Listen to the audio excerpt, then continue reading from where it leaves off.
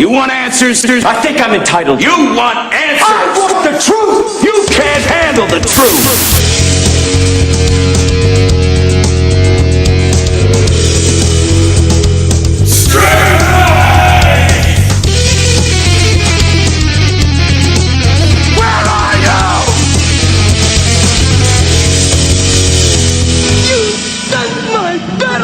Everyone in this room is now dumber for having listened to it. Excuse me? Excuse me? Thank you so much. And now we have a special guest interview with DJ Struthy.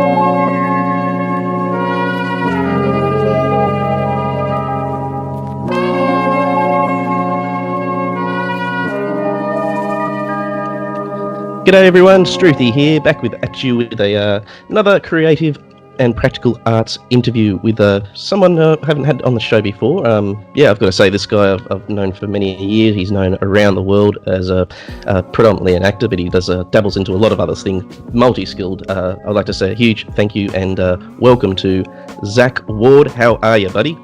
I am good, my friend. I'm good, and thank you for calling me from the future. Yes, the 19-hour difference from Australia to LA. How you going? That's really awesome. Yeah, you're residing in basically in Hollywood, yeah? Yeah, I'm here in Los Angeles. Yeah, that's awesome. Yeah, appreciate your time today. Look, I've got to say, you followed me on Twitter leading up to Christmas at the end of 2018, and that's what got me. I mean, you popped up on my screen, and I was like, hang on, I know that name, and I know that face, and it came back to me, and probably a lot of people know you from... Look, everyone says it all the time. The 1983 movie, A Christmas Story. You were the bully. You were Scut Fargus. I mean, this is like the most iconic role that people could come back from. I don't want to focus on that, of course, too much. But I remember you from 2003's Freddy vs. Jason, mate. That's where you sparked me up straight away. I was like, I remember this. It was not a huge role. I'm not going to lie, but that's where my mind sparked up and went, I know this guy. I know this actor. And appreciate that. And then obviously reached out to you and said, would you be keen for a chinwag? And here we are now. So so it's obviously growing up with that. I've watched a few interviews with people, and it's always this classic American thing.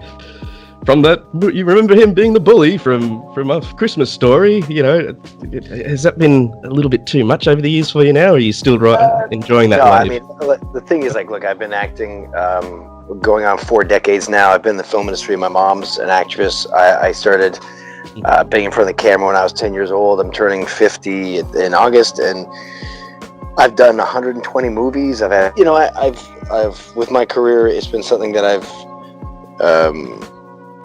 when you're younger, you take it for granted. You take for granted that you're going to be in a film that matters, because aren't we all entitled to that? And then when you get older, you realize that it's rarity for all these things to come together to have be part of a movie that resonates around the world. And I did Transformers, Resident Evil Apocalypse, Almost Famous. I've done some big projects, Freddy vs. Jason. I've done some smaller ones. I did TV series Titus, but Christmas Story is the only one that they want to watch. Where people play like 24-hour marathons on, and it keeps on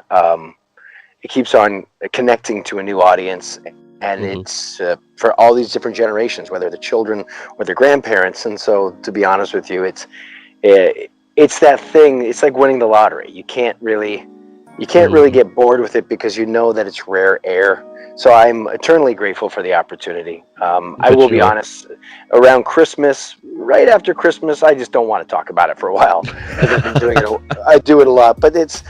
I'm very fortunate to be part of something that is so beloved, and to be a character that's everybody loves to hate. It's pretty funny. Oh, mate, look, at least you've taken on board, and being, child actor transition into adult, you've kept your head on straight and all that sort of stuff. I mean, there's all these sort of routes that other people have gone down, and it doesn't affect them on a positive way. So yeah, you've done very well. And your mum Pam, you mentioned she was an actor as well. She does a lot of voice work still, as I believe. She still does, yeah. That's good. That's good. And you do some voiceover work too yourself. You've done some bloody video game tie-ins with some of the movies as well. You've been in. Yeah, I've done some neat stuff. I did Army of Two: The Devil's Cartel, and I did the Tomb Raider video game. Played the big bad guy in that, which was fun. Awesome. Yeah, it was really cool. Always really cool. And those gigs are literally just rock up to a sound recording studio and just got the script and you just go for it inside a booth, yeah? Not really. I mean, the ones that I did, I was also doing the motion capture for, so I'm basically wearing a spandex suit with all these golf ball or ping pong balls stuck on it. Yeah, the mocap suits, yeah. Yeah, and the dots on my face with all this exoskeleton and cameras on it, and then you go into... Oh, it's really cool. You look ridiculous. There's nothing cool about how you look whatsoever. You look like a green sausage with golf, balls on you. And then you do the big sound booth, but they're huge. And you've got the producers calling in from Montreal, from Eidos, to give you direction. And it's it's a lot of work, but it's a lot of fun. Yeah. Oh, that's cool. That's wicked. I'm just going to say, you rattled out some movies you've been in there. Obviously, your Transformers, bloody Freddy vs. Jason. You've also done some producing and some directing of some stuff as well. The last project you did, I believe, was Restoration. That was in 2016. You directed, produced, and acted in this movie. That would have been fun. Yeah, that was fun. It was hard. A lot of work. I did that one, another movie called Bethany, and the one Restoration that I wrote, produced, directed, and acted in. My mother's in it as well. So. Oh, wow, cool. Yeah. It's tidbit. I tried to find it on my end yesterday. Actually, when I discovered it, I haven't had a chance to watch it. I did watch the trailer though. I was able to check out that. Looks like it's a bit of a creepy thriller sort of thing going on. Yeah. Yeah, absolutely. Yeah, it's supernatural suspense. Good fun. And you've also got to have a dabble with the good people over at the Asylum Films. Yeah. It's something to tick off. I mean, look, I'd be over the moon to be able to say, look, I got to work with Asylum, because it's just it's almost like a bit of its own icon in this day and age. But I mean, what was that as a project? Do you just take it as seriously when you go into a project with people like that, or No, you have to take it with a grain of salt and just have a laugh while you're doing it. Exactly. There's pros and cons. It's going to end up being meh, but you have fun doing it. You got to pay your bills, Of course, for the people out there who don't know Asylum Films, they're your Sharknadoes and I think you were actually in one of the sequels too, Sharknado. Yeah, I did Sharknado: Heart of Sharkness. Heart of Sharkness, that's the one. Heart of Sharkness, which we actually shot in like 4 days. Oh wow. That's pumping it out. That's like, some standard, the Indian movie sort of scene, Bollywood style. Now, this Blood Lake Attack of the Killer Lampreys. I watched the trailer for that too yesterday. This is one I've got to see now. It's like, oh well. Lampreys are the actual, killer lampreys. I wouldn't have thought about that. Yeah, probably for good reason. It's horrible. Yeah, it's pure schlock. Yeah. So, coming back, do you watch your own work as an actor? Like, obviously, you had to do that when you were directing and writing and producing and stuff, but when you're on a project and you're just, having to sit back and take, directions, do you end up at the final product? I mean, you have to obviously go see the premiere and stuff, but do you feel uncomfortable watching yourself on screen, or you're one of the people who are kind of happy to watch yourself and, put the popcorn out and enjoy it? It depends upon the movie. Okay, it totally depends upon the movie. If it's something that I enjoy, then I want to see the film. If it's something I don't, then I'm good. I'm good. I don't need to see all of them. Yeah, that's cool. That's cool. Now this I suppose, what's been one of your favourite projects and someone who you've taken some huge inspiration from off a project? I mean, like TV series like Lost, obviously you got to maybe have a little bit of contact JJ sort of style and all this sort of stuff.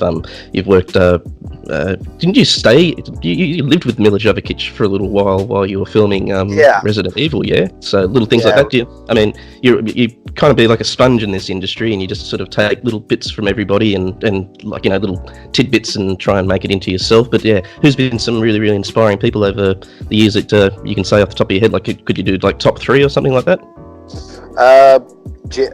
Cameron Crowe. when I got to work at Almost Famous, that was a clinic on how to deal with a very stressful set. The guy is always a gentleman, always in charge, but never screaming, never raising his voice. He gets what he wants done without being unkind to anybody. He's got a very clear vision, and he's able to do it while being somebody that he respects at the same time. So he's never screaming at you or losing his temper. He's always a pleasure to work with. I got to work with Steven Spielberg on a TV series called High Incident, and he was lovely. He taught me that good ideas come from anywhere, and as long as the person who's making a suggestion, as long as their impetus is only to help the project out and not just to service themselves, then it's worthwhile to bring in any good ideas that are around you. And he also was an incredible gentleman. Got to work with Michael Bay. He's a perfectionist. He's a difficult man to work with, but he's doing a lot. And so he's definitely somebody who's inspiring on a technical aspect, and very, very impressive. Uwe Boll, I got to do Postal and Blood Rain Deliverance, and these are movies that were probably the precursor to the whole asylum genre. Well, Roger Corman sort of did that even earlier, but learned a lot of what not to do from him, so that was educational. I worked on a TV series called Titus. I don't know if that ever played down in Oz. No, I've had to do a little bit of research on that one myself, but I've got to see some snippets of some episodes, and it was in the vein of was it a live show or was it pre-recorded? This show. That's a little bit of both. A little bit of both, just to mix it up. But yeah, Christopher Titus is you played his brother, I believe. Yeah. Yeah. So we did 3 seasons of that, and doing comedy full time was a fantastic experience. Working with amazing writers. That's really where I started to fall in love with the process of writing. So I think that you're right. It's every single experience you have titillates you with new information. It makes you want to know more. And I've been blessed to have the opportunity to be surrounded by individuals who are far smarter than me. Not that that's very hard, but it's always great to be surrounded by people that inspire you to want to learn more. Yeah. No, that's good. That's some pretty big names there, and I suppose they all have their stigma in advance before you meet them that you've heard from other people, and the rumour mill and all that sort of stuff, especially surrounding someone like Michael Bay. I'm just going to say, like, I'm a little Aussie living on the east coast of Australia here, and I've heard those so many stories about him just from media and all this sort of stuff. But like you said, when you meet the person face to face, that you can only be a judge of character right there and then on the spot. And you take on board, and that's pretty cool. That's some pretty big names, and Almost Famous is a fucking great movie, man. That's really good. Yeah, that was a lot of fun to be part of. So, do you like the with some of those sort of bigger movies? What's the sort of month sort of run with filming and stuff like that, as opposed to the 4 days with the previous? Yeah, project? Right. Let's see. Transformers for me was about a month and a half. Yeah. Almost Famous was a couple of weeks. Resident Evil Apocalypse was 3 months. Yeah. So it all depends upon your size of your role and what the production schedule is, and for sure, yeah. A lot of variables go into making those decisions. Alrighty. Well, besides the creative side of acting and that whole realm of things, I've got to mention to everybody too that you're actually the CEO of I better word this correctly, the Global Sports Financial Exchange. You have to tell us a bit about this, mate. This is a little bit of a passion of yours as well, yeah. Yeah, it's pretty cool. Two friends of mine invented it, and they've been working on it for 17 years. And it's a stock market for sports teams. So instead of gambling, you buy shares in your favorite team. So because I'm ignorant of Australian teams, I do apologize. If you were the LA Rams played the Patriots for the Super Bowl. I'm sure the entire world has to know about American sports. Again, I apologize. But so if you bet on the game, if I bet $100 on the Rams and to win, and you bet $100 on the Patriots won, so you get $100 and I lose $100. So that's how gambling basically works. There's a lot more details than that, but that's kind of how it works. When it comes to buying shares, if you bought shares in the LA Rams at the beginning of the season, they would have been going for $3 a share. And at the end of the season, when they were in the Super Bowl, they would have been going for $15 a share. Now they lose the Super Bowl, and maybe their share falls to $14, $13. But you still own all the shares. So if you bought $100 worth of shares, let's say you bought at $3 a share, let's just say 300 shares. $300 worth of shares, so it's 100 shares, right? So now that you're looking at 15, so 5 times. Now your shares have gone up 5 times in value by the time they get to the Super Bowl, and then they drop down a percentage of that, but you still maintain all those shares. So what's really exciting is that this has never been done before.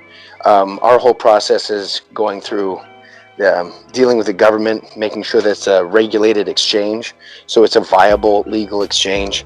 You want to tick off all the T's there. Yeah, you don't want to get in trouble. I mean, that's not only not get in trouble, but the whole goal is create an alternative that benefits society. So I'm just curious. I don't think anyone's doing that over in Australia at the moment. That's kind of that's really cool. Nobody's ever done it anywhere.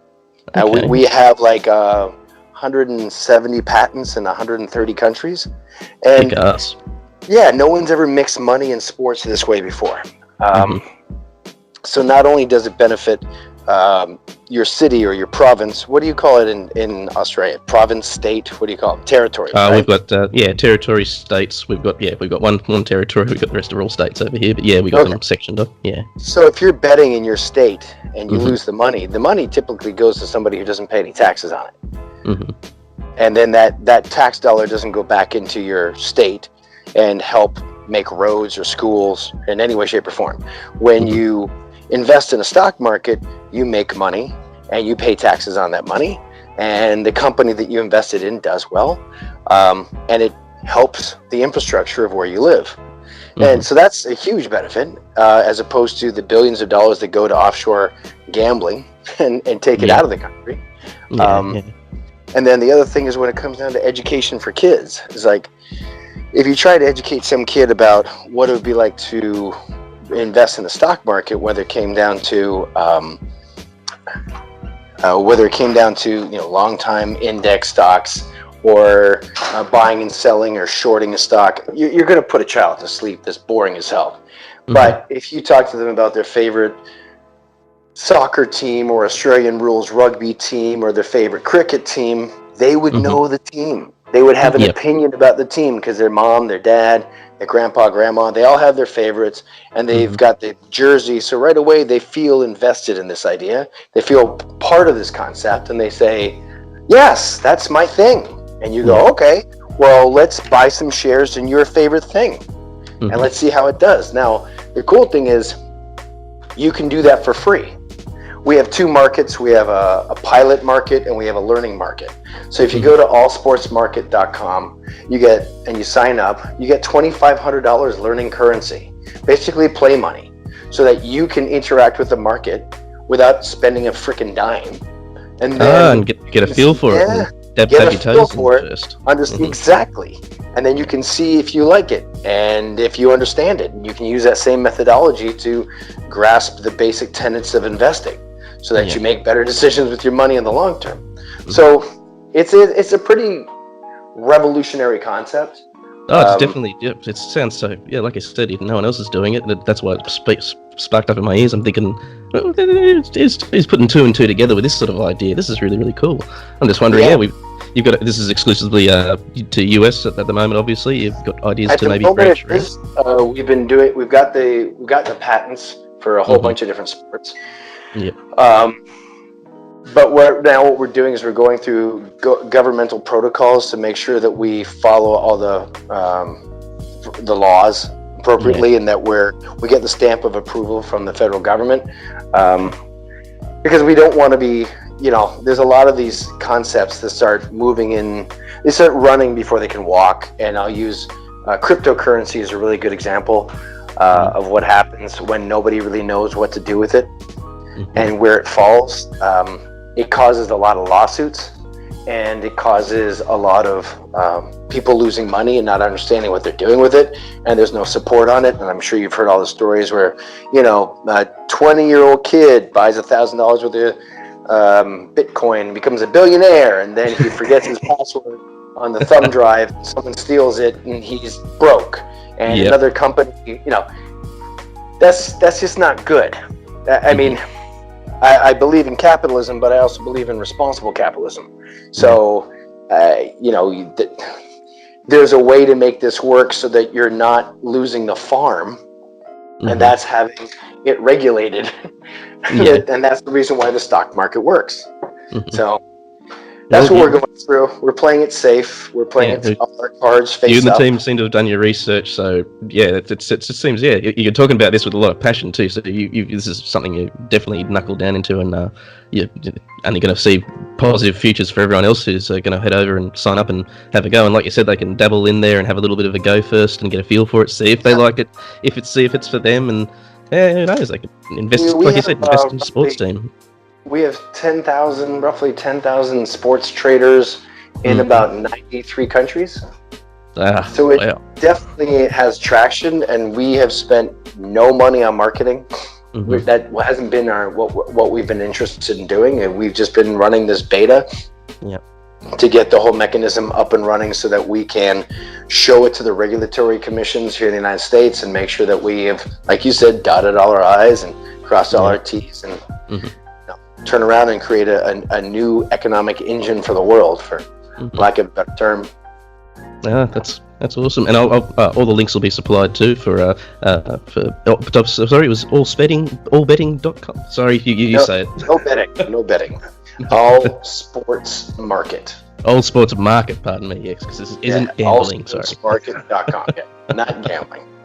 Not gambling. And should mention too that you can catch Zack at Total Zack Ward on Twitter, and your home website www.zackward.me.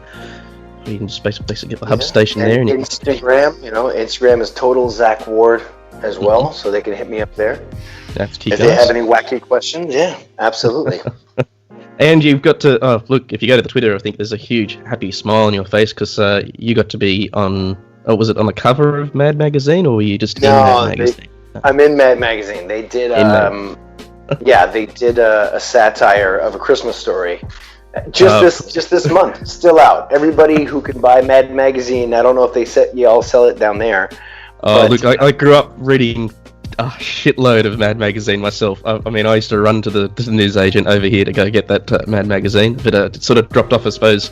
I reached a point where it was sort of like, oh, okay, now I'm going into graphic novels as I was growing up, but I still have huge respect, and I've still got a stack of the old ones sitting around in the house somewhere at the moment. It's one of those things you just go back to, and it's nostalgic, and when I saw the look on your face, I was sort of like, wow, that is like a cusp of things to say, look, I've been what is it, caricatured and put into this magazine. That's awesome. That's a thing, man. Yeah, and I actually got to go over to the Twitter. Works amazingly sometimes. Sometimes I hate it, but the thing I hate the most is when I get a direct message from someone and they say, "Hey, weren't you in a movie?" You are literally on the internet asking me to be your personal Google when you're on the internet. And my Twitter bio says I'm Zack Ward, something like adult child actor and actor child, and yes, I was Scott Farkas. And yet you're direct messaging me saying, "Hey, were you in a movie?" I want to punch you in the face. Like, that's just how lazy do you get? Like, it's just. We could have asked Australian Siri. Oh my God, it's so stupid. But because of Twitter, I said that thing about biggest honor in my life. It's amazing, and some of the people from Mad Magazine reached out to me. I went over there with my wife like a week ago. Yep. And a week ago, last Tuesday, got to go over the Mad Magazine offices and meet the people and get them to sign the cover of a mag. Oh, dude, I fanboyed. It was crazy. It was so exciting. they would bloody love that too themselves, having, you know, you actually come in and I can take the time out of your day as well. So, that's good. Yeah, like, I mean, I think when I reached out to you via Twitter, I was sort of, I'm a little bit hesitant these days, and I mean, I used to be very, very happy-go-lucky with my messages and just expect everyone's going to get back to me. And I slowly, after a few years, you just sort of go, oh, right, that person's got a tick next to their name on Twitter. I'm never going to hear from them. And I can understand that, you know, yourself, you know, you got 90,000 plus fucking followers. I couldn't imagine if, you know, going through a shitload of DMs. But, you know, you took a few seconds out of your day and you responded and said, yeah, sure. So, you know, it's been in the works, and I've got some time off in this February to take time out to, you know, spend some time with you. So we've lined it up now. We've got, it's just after 10 a.m. in the morning here. You've got the afternoon yesterday. Yes, it is just after 3 o'clock in the afternoon here. Yeah, kick ass. Alrighty, well, wrap it up by saying right now, what's your plans for the future, mate? You've got some movie projects and some, you know, little script ideas bubbling away in the back of your head that you got coming up, and you've obviously I'm directing a movie right now. I'm directing a feature at the moment, and I've got some other scripts that I'm working on for pitching. Yeah, that's kind of all I got going on. That's more than enough for me at the moment. Yeah. Yeah, that's cool. Alrighty, mate. I just want to say thank you so much, Zack, for your time today. It's been a pleasure chatting with you about all things Christmas Story and beyond, of course. But mate, you're a bloody icon in a lot of people's minds, and like you say, every Christmas time, you know, you have a little spark up, and you just got to put up with January, unfortunately, while it come down, I suppose. But it is nice, I suppose. Yeah, you've got that to fall back on, and you're still thankful of it. And like I said, you grew up with you know, your head on your shoulders straight. You know, you didn't go down some weird ass fucking child actor path that, you know, those horrible, you know, true story type deal thing that happened. No, I wasn't hooked on crack cocaine by the time I was 14. I wasn't that exciting. You seem to be pretty happy and healthy and everything like that. So yeah, going forward into 2019 strong. So, mate, yeah, thank you so much, and to all listeners out there, once again, all the links to Zack Ward will be supplied. Go check out all these movies. You know, he's been over 120 plus, mate, everyone, so you're going to have to start, you know, pretty early this year and get through them all. And, you know, you'll pop up in a TV series soon. I'm sure you're just going to be there and say, oh, shit, there he is again. So I'm off to go watch... Your guy. There we go. Yeah. I'm off to go find a copy of Restoration. Have to make sure it's your version, because another fucking movie came out in 2016 with the same name. Oh, was it? Yeah, it was some other movie, something else. It was because I went to IMDb and it had Restoration as a thing, and I clicked on it, and there was a Restoration 1 and 2, and I thought you may have done a sequel, but obviously IMDb do this thing where there's a double thing. So there's a little bit of the rabbit hole for you to go down. You can go check that out. Yeah, look some for bastard stole my movie. Yeah, you're right. Yeah. Yeah, it's funny. Yeah. Alrighty, mate. I'll let you enjoy your afternoon. Thank you so much, Zack. Yeah, appreciate it. Yeah, everybody, go check out Zack, and we're going to finish off with a track right now. You've actually got some music you've been listening to. You said you were listening to some Ultra Lounge of late, which is a genre I have to dabble into and have a little bit more of a listen. But this track from the new Spider-Man Into the Spider-Verse movie you mentioned, this is a track by Vince Staples, Home. We're going to finish off with that. Yeah, this is the sort of music that you're grooving to at the moment? Yes, sir. It's what I go to the gym with. Cool. Alrighty, well, strap on your headphones, everybody, and get a workout on, turn the treadmill on. We're going to listen to this track. Thank you, Zack. You absolute legend. I'll catch up with you soon, buddy. Thank you, brother. You have a great one.